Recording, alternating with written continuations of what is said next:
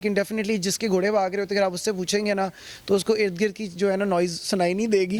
वो I think खास करके डर्बी के घोड़े वालों को आई थिंक सिर्फ वो रेस से पहले ना कुछ नज़र आएगा ना रेस के बाद, उनका सारा फोकस उस पर होना है। तो अगर एंजॉय करेगा स्पेक्टेटर तो ज़रूर करेगा, मगर डर्बी के जो टॉप 5-6 कंटेंडर्स हैं आई थिंक वो उस परेशानी की हालत में ही ये टाइम गुजारेंगे। कि क्वीन एलिज़ाबेथ ने 100 साल ऑलमोस्ट ब्रिटिश एम्पायर के जो हेड रही है, उससे पूछा कि आपकी ज़िंदगी में क्या कामयाबी है क्या नाकामी है, तो वो भी बाय द वे घोड़े रखती थी। लोग ही कुछ जानते हैं, कुछ लोग नहीं जानते। तो उसने कहा था कि जी मैं क्वीन हूँ मगर मैं दुनिया की सबसे बदनसीब औरत हूँ, देखी भी है। लेकिन मुझे ये वाली डर्बी देख के ना एक डर्बी याद आती है रिसेंट की जो थी floating cloud, war it is और रॉयल रैंसम की, जो derby trial follow my lead जीत गया था। तो उस साल बहुत शफलिंग हुई थी, ट्रायल में रॉयल रैंसम कहीं नहीं आया था और फिर आके डर्बी जीत गया था। तो उस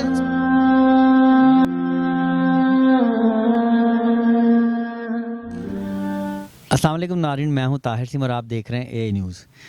नाज़रीन, इस टाइम मैं जी स्टेबल में मौजूद हूं और उनके ऑनर शेख उमर ज़हीर साहब मेरे साथ मौजूद हैं और ये भी वो खुशकिस्मत ऑनर हैं। 16 घोड़ों में इनका घोड़ा भी डर्बी भाग रहा है, तो माशाल्लाह इनसे बात करते हैं। इनका कलर भागेगा और ये 2 साल की मेहनत होती है ऑनर की, तो मैं इनसे बात करता हूँ। अस्सलाम वालेकुम जी, क्या हाल है ताहिर, कैसे हैं आप? ठीक हैं? और जी बिल्कुल ताहिर ऐसे ही है, बल्कि आपने भी कहा कि 2 सालों की मेहनत होती है। मैं तो कहता हूँ कि जितने साल आप कोशिश करते हैं घोड़ा डर्बी का प्रोड्यूस करने के लिए, उतने सालों की मेहनत होती है।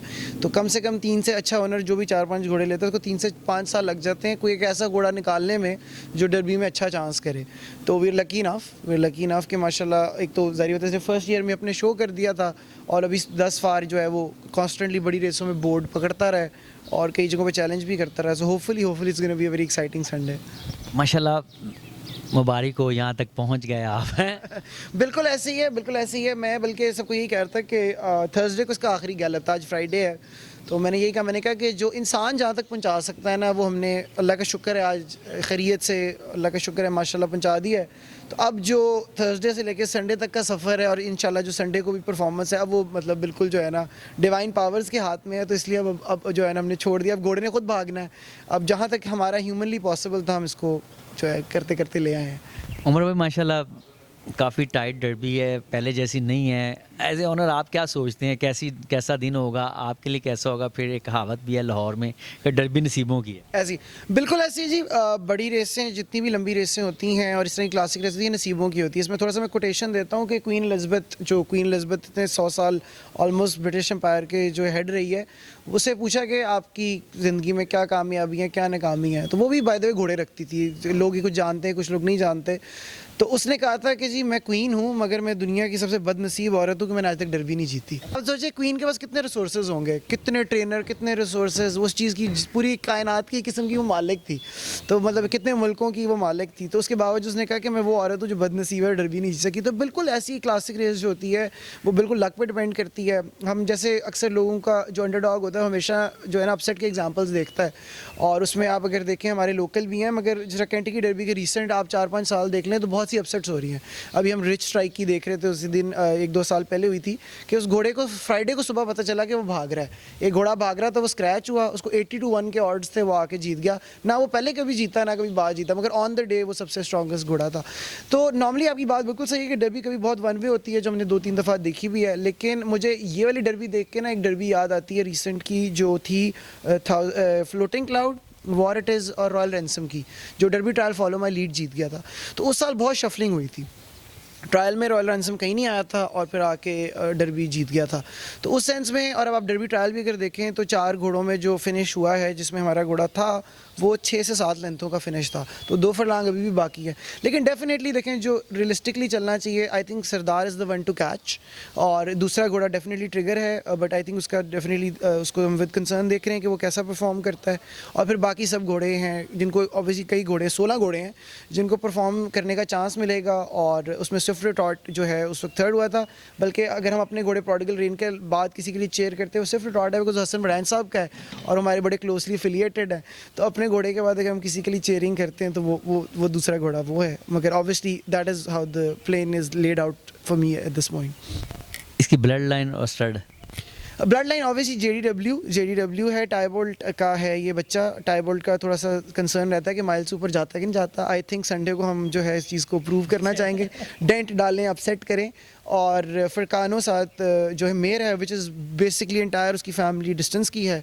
तो आई होप संडे को जो है ना we will make a dent और कुछ नया देखने को मिलेगा और hopefully we take the cup home. माशाल्लाह, कैसा दिन होगा एज ए ऑनर?